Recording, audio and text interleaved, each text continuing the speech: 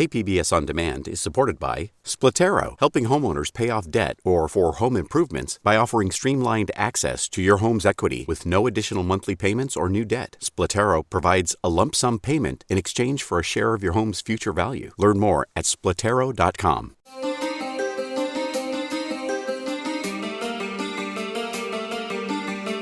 Welcome back to another edition of listener-supported KPBS Cinema Junkie podcast. I'm Beth Accomando.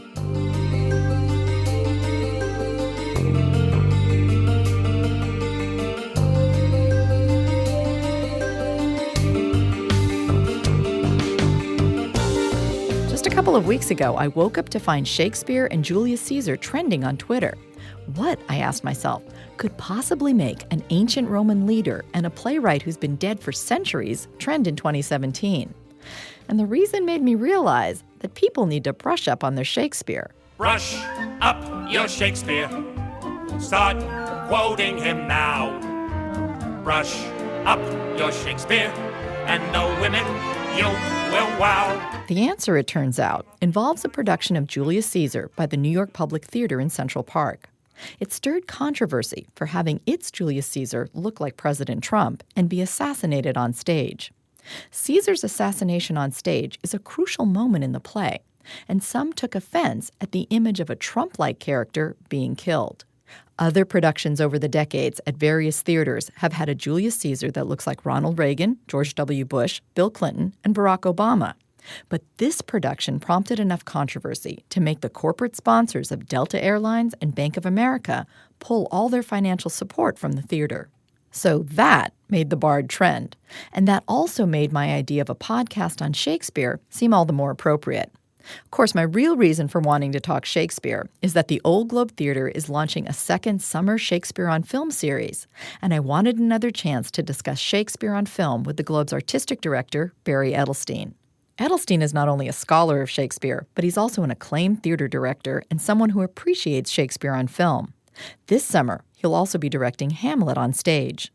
I speak with Edelstein about the 4 films he's chosen for this summer's film series: Julie Taymor's A Midsummer Night's Dream, Peter Brook's King Lear, Al Pacino's documentary Looking for Richard, and Baz Luhrmann's Romeo and Juliet. If you're not in San Diego or unable to attend any of these films when they screen, the good news is you can find them streaming or on DVD and Blu-ray. But before we get to the films, I wanted to talk to Edelstein about the Julius Caesar controversy. Here's a clip from the film version from 1953, with Marlon Brando delivering Mark Antony's famous speech in reaction to Caesar's assassination. People condemning the New York Public Theater production as advocating assassination don't seem to be aware of how that scene fit into the context of the play. Woe to the hand that shed this costly blood. Over thy wounds now do I prophesy, which like dumb mouths do ope their ruby lips to beg the voice and utterance of my tongue. A curse shall light upon the limbs of men. Domestic fury and fierce civil strife shall cumber all the parts of Italy. Blood and destruction shall be so in use, and dreadful objects so familiar that mothers shall but smile when they behold their infants quartered with the hands of war. All pity choked with custom of fell deed. And Caesar's spirit, ranging for revenge with Ate by his side, come hot from hell, shall in these confines with a monarch's voice cry, Hamlet! And let slip the dogs of war.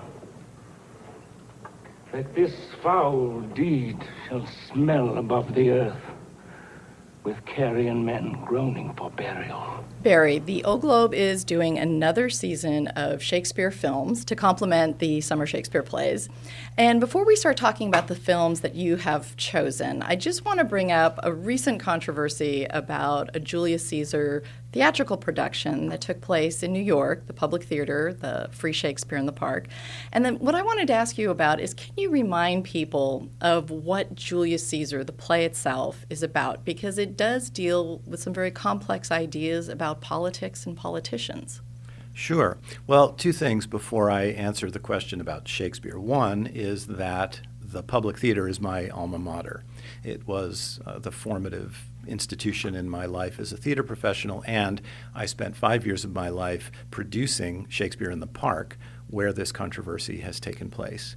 And my friends and colleagues who are on the staff there have been physically threatened by certain people who've objected to this production. And so it's difficult for me to talk about this objectively because the safety and well-being of my friends and an institution that I revere is in question. That's number one. Number two, I also run a great American Shakespeare theater, and what we've seen is that theaters with the name Shakespeare in their names have also received threats, even though they are completely unrelated to this production. The Globe has not, thank God. But as a guy who runs a Shakespeare theater devoted to the idea that these plays continue to matter and that artists have the right to freely express themselves, I fully and completely support the public theater's right to interpret Shakespeare's play as they wish. I also saw the production and found it completely thrilling, exciting, in many ways upsetting and horrifying and moving and just overwhelmingly powerful. And I came away from that theater provoked to some deep thought about politics and thrilled to see an American theater institution using this 400-year-old play to grapple with contemporary politics. So I'm a great supporter of their effort, even though I regret the tremendous controversy that it's caused, and in particular, a backlash that has involved threats of violence. Now I'll turn to the question of Shakespeare. I think that to suggest that William Shakespeare's play Julius Caesar advocates for political violence is to willfully misread the play. The play puts this assassination in the middle of 5 acts. There are 2.5 acts of play after this assassination takes place, in which the consequences of this assassination are unraveled. And what happens is, plain and simple, it just leads to more and more violence and more chaos. And Shakespeare takes pains to chart it out. Innocent people who happen to share the name of the conspirators who killed Caesar are wantonly murdered on the street. Famous scene in which a poet named Cinna is murdered by a mob because one of the guys who stabbed Caesar was also named Cinna. Then Mark Antony takes over the country in the wake of Caesar's assassination and starts to round up political enemies and one by one kill them. So the clear, to me, irrefutable position of the play is that this act of political violence leads to a cascade of chaos and more violence. Oscar Eustis's production in the park made that clear. From the moment the assassination takes place, a violent, horrible crest of political thuggery takes over. So this is a play that is saying, if you support, in Oscar's adaptation anyway, or production I should say, if you support democracy, then you must use democratic means to protect it. And you cannot resist anti-democratic forces through anti-democratic means. That is the absolute clear takeaway from that production and from Shakespeare's play, and to suggest otherwise is, as I said, a willful misreading.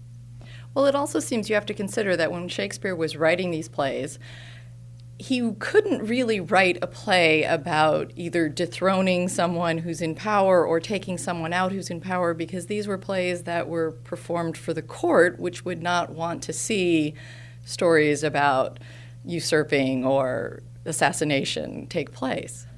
There were examples. I mean, we're doing Richard II on our stage right now, and it's one of the famous examples of a time when Shakespeare's plays were used to make political points in Shakespeare's own period.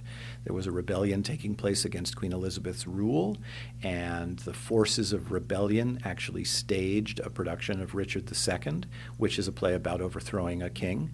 And allegedly, apocryphally perhaps, but allegedly, Queen Elizabeth heard about this and said, well, I am Richard II, know ye not that? So she understood that plays can be bent to make a partisan political argument. And that certainly has happened. There have been times in American history, during the American Revolution, Julius Caesar was very frequently staged, in which the assassin Brutus, who takes out the king, as it were, became a hero. However, that required cutting the second half of the play. Right? And that's what they did. They would just take the text and wrench it around and change it in order to torque Shakespeare into saying something that in fact he's not saying. Once again, that's not happening in Central Park. Oscars being very loyal to Shakespeare's play. But yes, Shakespeare trades in metaphor. And his way of talking about contemporary politics in the England of the late 1590s and early 1600s was to talk about the distant past. And it provided a buffer that could allow him to talk about what was going on in his world without seeming to directly talk about it. And all this really just goes to show that Shakespeare's plays are still resonating for contemporary audiences, and that the ideas and themes he deals with still have a power to move and affect people. What's been amazing to me is to see a production of a Shakespeare play in the epicenter of the national debate for a period of time.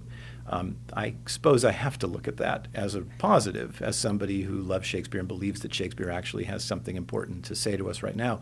I'm just very sorry that it has happened in this kind of context, and I'm sorry that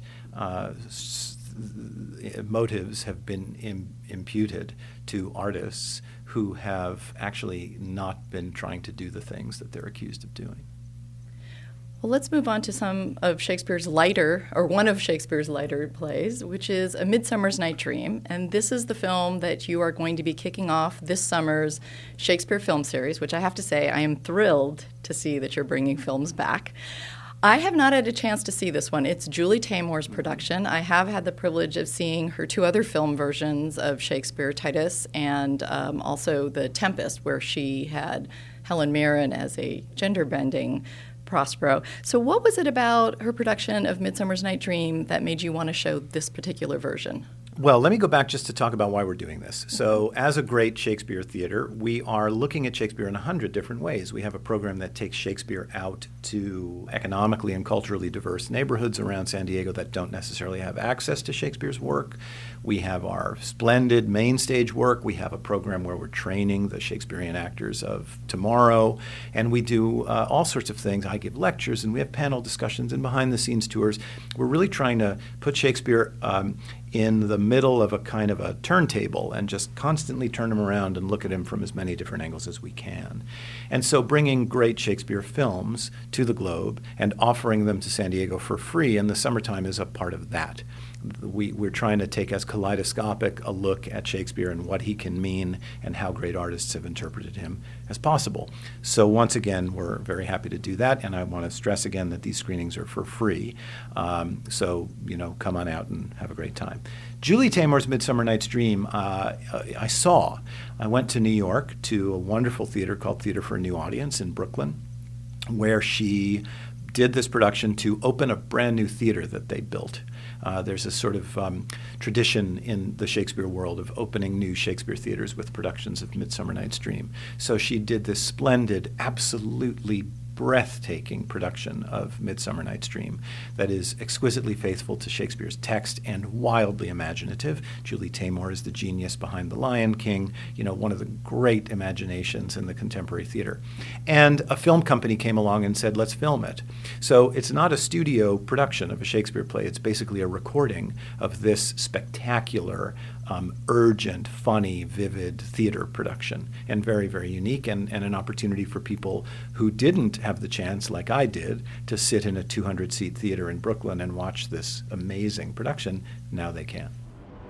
My gentle Puck, come hither. Fetch me the flower.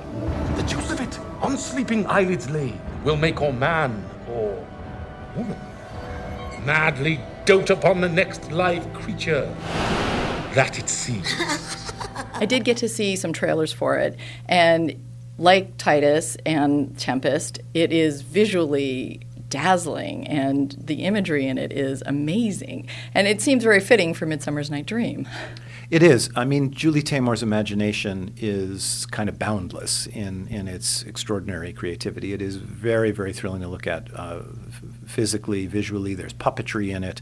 There's extraordinary digital projection work that takes you into this fairyland in the most remarkable way. There are a lot of children running around. There's a big scene involving a pillow fight among all these children. It's just quite remarkable, and some extraordinary performances. An old friend of mine named Max Casella plays Bottom, and he's just hilarious and wonderful. So it's this great hybrid of theater and film. It's a great hybrid of Shakespeare and of a visionary theatrical imagination, really, really special. Well, I understand the mechanics are like New York construction workers? Yes, which is just absolutely hysterical. Yeah, Max Casella is a sort of a compact Italian guy that you would see, I don't know, selling ice cream out of a cart on the streets of New York, and he's spectacularly funny, and they speak the Shakespeare language in this range of New York accents, which is its own very, very funny thing to listen to. And one of the other kind of innovations she has is Puck is a kind of diminutive woman. Well, an androgynous sort of spirit. I mean, played by a woman, yes, but played in this strangely indeterminate gender world that's quite remarkable. And as I recall, the opening image is this bed floating up into the sky and introducing this idea that the whole thing is a dream. And it's just a series of remarkable moments like that. Midsummer's Night Dream is going to be playing on June 26th at the Outdoor Stage, which is going to be a perfect setting for it. And next up in the program is a much darker, starker production, which is Peter Brook's King Lear. There are a number of King Lear film adaptations, including Akira Kurosawa's samurai version, Ron. What was it about Brooks's version that you felt you wanted to share? There are a handful of great films of King Lear, but not too many great films of King Lear in English. Ron is in Japanese, and it's a radical adaptation of King Lear. There's a Russian film of King Lear by the great Soviet-era director Kozintsev, who also has a Hamlet. But English-language King Lear films are actually kind of fewer, and this is the great one, primarily because it's got Paul Scofield playing King Lear. You do me wrong to take me out of the grave. Thou art a soul in bliss,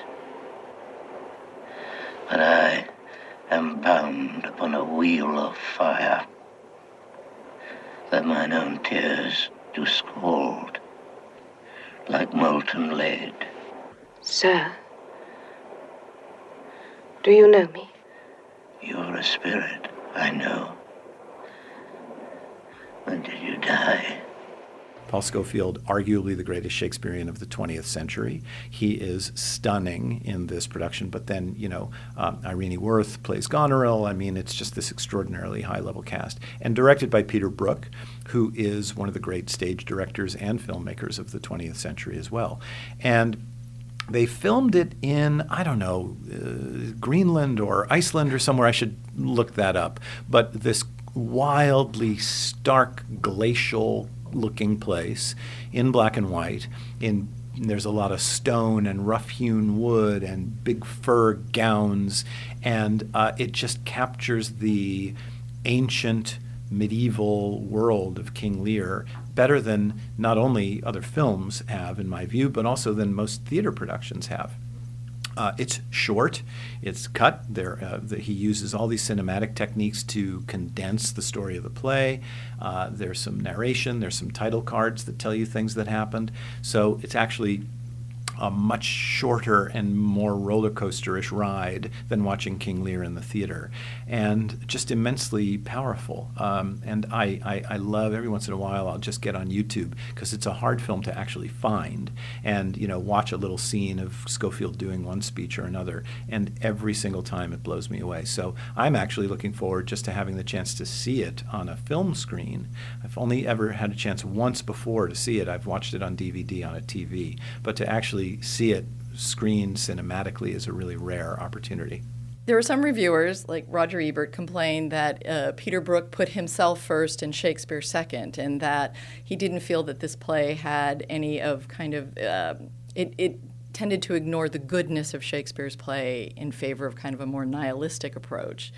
Talk a little bit about Peter Brook's interpretation of King Lear and kind of the vision he had of putting it on the screen. So there was a Polish literary critic in the 60s named Jan Kot, and he wrote a famous book called Shakespeare, Our Contemporary, written from the point of view of a liberal thinker living behind the Iron Curtain.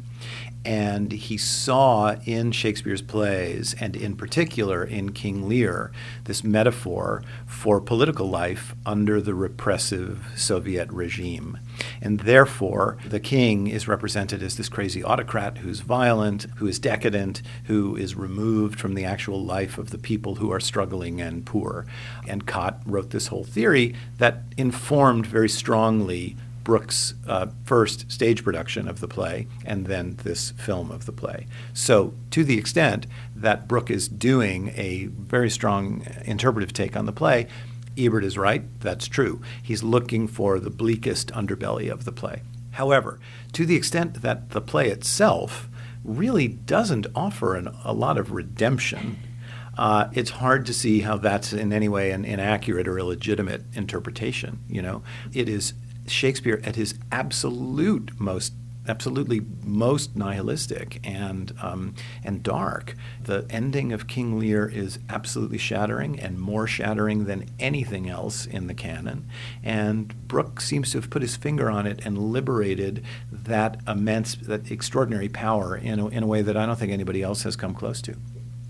Well, I think that goes to what I love about Shakespeare so much, which is that different people can interpret it in different ways at different times in history and mine it for different things, and it still holds up.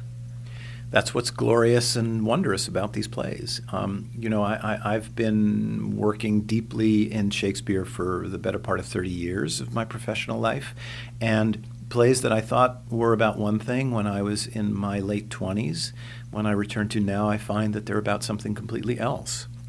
Plays that seemed anodyne in 2016 are explosive in 2017 because the world changes and Shakespeare seems to keep up. And Shakespeare seems also to anticipate, which is the most extraordinary thing of all, is that every time you think, oh, well, the world has outstripped even Shakespeare's imagination, you open up one of the plays and you say, no, he somehow miraculously appears to have digested all this way before we even knew that we got there.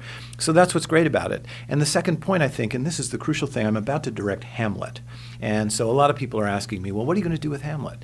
The simplest way to answer it, because you can answer it in 30 seconds or you can answer it in 3 hours, right? What are you going to do with Hamlet? Simplest way to answer it is, I'm going to get the most talented people I possibly can into a room together, and we're going to respond to the play as we feel right now. You can't make a definitive Hamlet. You can't make a definitive King Lear. You can't make a definitive Midsummer Night's Dream. These plays are too big, too capacious. They have too much in them. So all an individual artist can do is respond from their own self in this moment. And then 2 years from now, another company is going to get together, and they're going to respond in a different way. And a year after that, another company is going to get together, and they're going to respond in a different way. I've seen Hamlet. This will be my own production will be my 23rd Hamlet that I will have actually sat through. I know how it's going to end. Why do I keep going back? Because I want to see what a different set of artists at a different time, in a different context, are going to find in these remarkably rich and deep plays. I also wanted to ask about your choice of King Lear, not necessarily just Peter Brooks's, but the fact that you chose King Lear as one of the films this summer. I believe the first Shakespeare play you directed here was Winter's Tale. That's right. And I'm wondering if Winter's Tale is kind of the flip side to King Lear on a certain level, where Winter's Tale you have a king who behaves badly and thinks his wife has died, and at the end it's kind of like the, oh, she breathes, but it's, oh, she's warm, and he kind of gets to have her back. And in King Lear, it's kind of, he behaves badly, he doesn't believe, the person who loves him, but he doesn't get to have her back. Well, Shakespeare wrote The Winter's Tale 6 years after he wrote King Lear, and one way to look at his canon is it starts happy, it gets extremely dark, and then it finds a kind of forward path. That's extremely reductive, needless to say. But there is a clear sense of Shakespeare descending in the middle of his writing life into this exceedingly dark place. And then at the very end of his writing life, with his last 4 plays that we variously call the romances or the tragic comedies, these late works in his career, he finds a kind of possibility of redemption, a kind of sense of religious faith that's renewed, valued, and the possibility of second chances, which in his middle period he really couldn't seem to find. So I suppose that's true. But as for why I chose King Lear, there's a list of maybe 25 truly great Shakespeare films. And we seem to have the capacity at the Globe to screen 4 of them every summer. So I'm just cranking through my list, and we've got a couple of comedies and a couple of tragedies. And I thought, okay, this summer we'll do King Lear. There wasn't, I'd love to tell you that there's some great unified field theory behind it, but in fact, it's a list that I keep in my office, and I'm checking them off as we go through the summers. All right, and King Lear is going to be screening on July 17th, and that will be indoors at the Globe to keep you warmer since it's a chilly play. Now, next up is one of my all-time favorite Shakespeare films. I believe firmly that this should be shown in every high school English class. This is Al Pacino's documentary, Looking for Richard. I did Looking for Richard because I wanted to do Richard. But I wanted to find a way to do it. How could I pull it off? And I had the idea of, what about an actor with my problems of how do you communicate Shakespeare to an American audience, and how do you do Shakespeare yourself, being an American actor? And I just crisscrossed everything. Well, and that's what I worked on, and it took me 4 years. Deformed. But I kept alive by it. It was exciting. It was such an exciting time. I only can hope it happens to everybody. I hope it can happen to me again. It hasn't. But it would be great if it would. But you actually wake up and you're excited because you're looking for something to say, because you've got something to say. Who the hell has anything to say? I mean, you look at the news instead of saying anything. His enthusiasm for Shakespeare is boundless, and it's infectious. This is, I think, the first documentary you're showing in the series. So what is it about this that you felt you wanted to show? Well, I agree with you that Looking for Richard is one of the great Shakespeare movies, and a tremendous way to introduce people to Shakespeare who haven't had any contact with it before. I love this movie because a few years ago I had the chance to work with Al Pacino. He played Shylock in a production of The Merchant of Venice at Shakespeare in the Park in New York, which then transferred to Broadway. He was nominated for a Tony Award for it. Just an amazing time. And I worked really closely with him on the text of the play, got to know him pretty well, and was impressed by the questing, hungry nature of his mind. A guy who has achieved so much and is in his 70s, but still approaches the work with the appetite and curiosity and openness of a young artist. And that's all over this movie. He's getting ready to play Richard III, or he's thinking about Richard III, and he just travels around the world like a magpie. And he's got this sidekick who's this friend of his, this kind of crusty old Jewish guy. You are making this entire documentary in order to show that actors truly are the possessors of a tradition, the proud inheritors of the understanding of Shakespeare, for Christ's sake. And then you turn around and say, I'm gonna go get a scholar to explain it to you. No, but the point is this, Frederick. Oh. Listen to me. Yeah. A person has an opinion. It's only an opinion. Right. It's never a question of someone being right or wrong. Right, there's no right or wrong. It's an opinion. And a scholar has a right to an opinion as any of us. But why does he get to speak directly to the camera?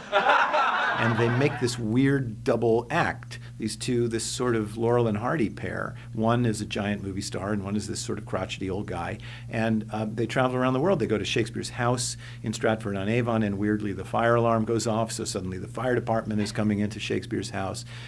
There's also a scene in it in which he interviews an Oxford Shakespearean, one of the great academic Shakespearean experts, who happened to be my teacher when I was at Oxford. So it's fun to see him, a guy named Emrys Jones, now dead sadly, who gets one of the big laugh lines in the movie.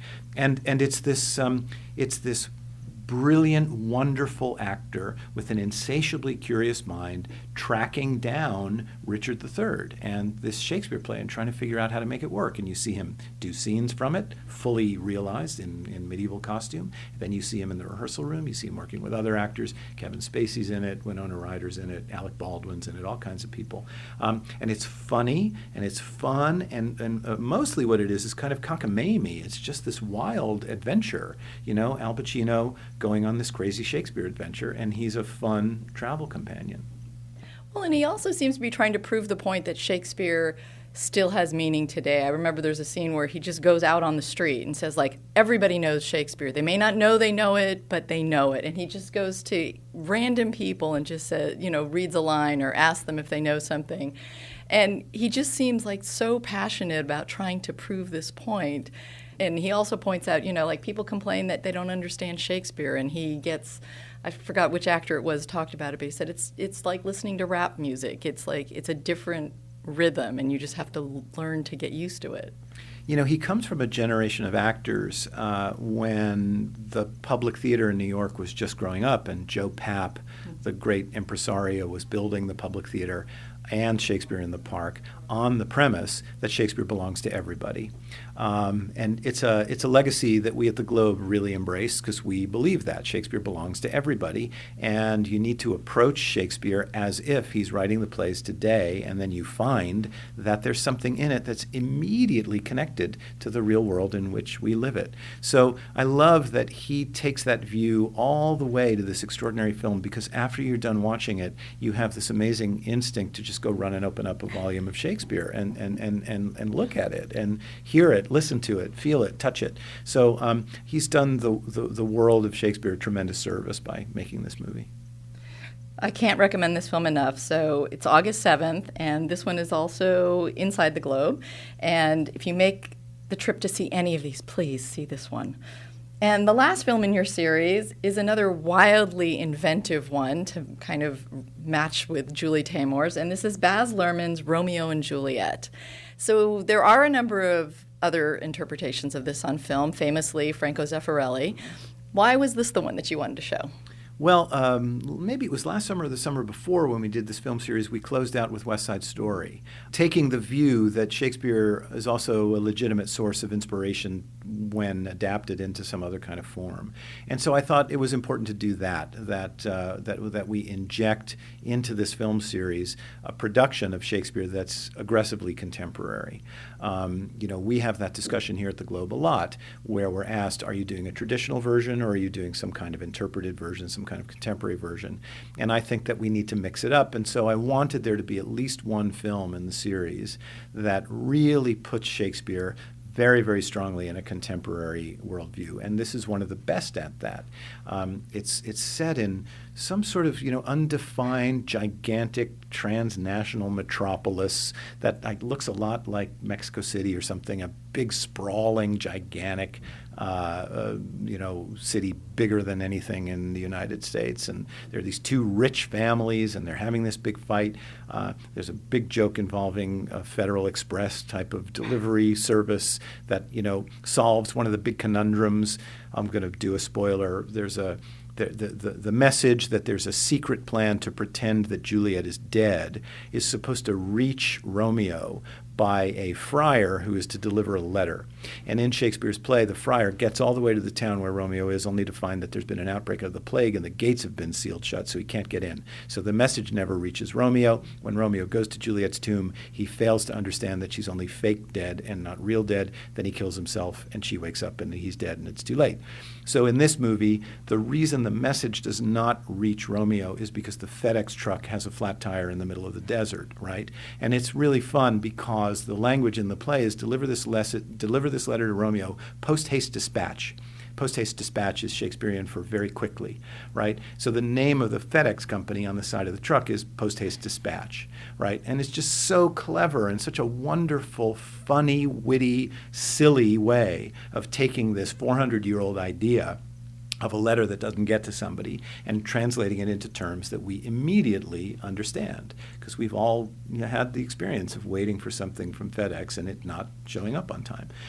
So that's what I love about it, is it's got a real wry twinkle in its eye, and it's got a real sense of fun, but manages to capture the vitality and the vibrancy of it, and also, I think, has a very, very moving version of the tomb scene at the end, because it involves these two exceedingly young, beautiful, it's Claire Danes and Leonardo DiCaprio, and they're just gorgeous and young, and the horrible sense of loss when they're lying there dead at the end is palpable and moving. So you get a huge, wide range of experiences through this thing, and I just think it's a hoot.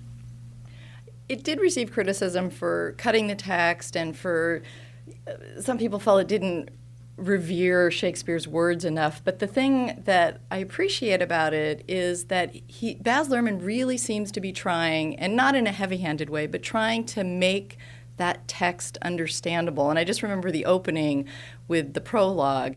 Two households, both alike in dignity, in fair Verona, where we lay our scene. From ancient grudge break to new mutiny, where civil blood makes civil hands unclean. From forth the fatal loins of these two foes, a pair of star-crossed lovers take their life, whose misadventured piteous overthrows doth with their death bury their parents' strife. The fearful passage of their death-marked love and the continuance of their parents' rage, which but their children's end naught could remove, is now the 2 hours traffic of our stage. It's delivered by a news anchor, and then you see headlines, and then you see it as text. And so it's like it's giving you multiple times to understand what it is. And he does that like throughout in trying to like bring this text to life. Reverence is deadly. I mean, reverence is a deadly force when it comes to art and vitality, right? You know, you go to a museum and there's some glorious object and it's in a big plexiglass box, and you stand and look at it, but you can't touch it, you can't feel it, you can't smell it.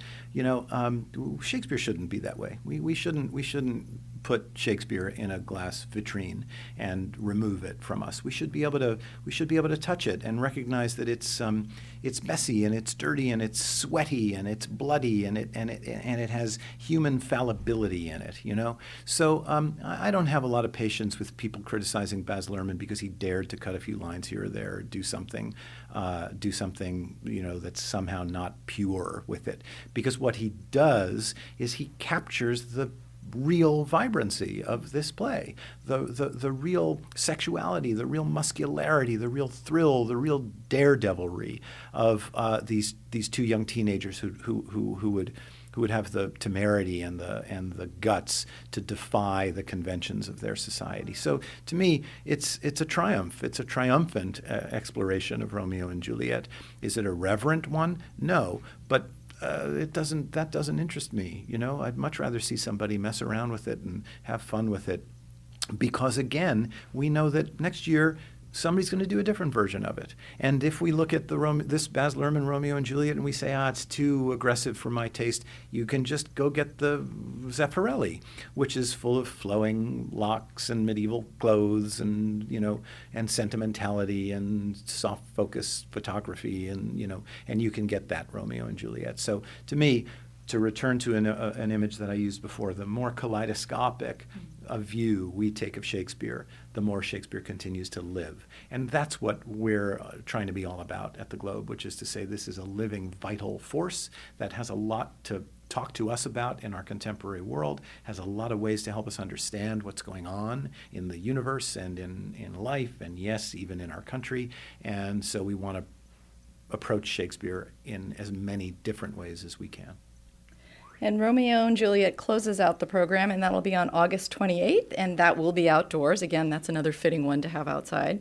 So thank you very much for talking about Shakespeare films. I'm so excited that the film program is back again. And remind people of the Shakespeare plays that are going to be performed live here on stage. Richard II opened this weekend to great acclaim, I'm happy to say, and continues for another couple of weeks in our outdoor theater. And then next up is Hamlet, which will go from the middle of August to the end of September. All right, well, thank you very much. Thank you. Good to see you.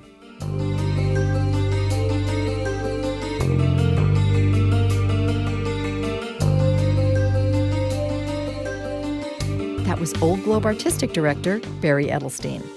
The Globe Summer Shakespeare Film Series starts June 26th and screens 4 films during the next 3 months. Thanks for listening to another edition of listener-supported KPBS Cinema Junkie podcast. Till our next Film Fix, I'm Beth Accomando, your resident cinema junkie.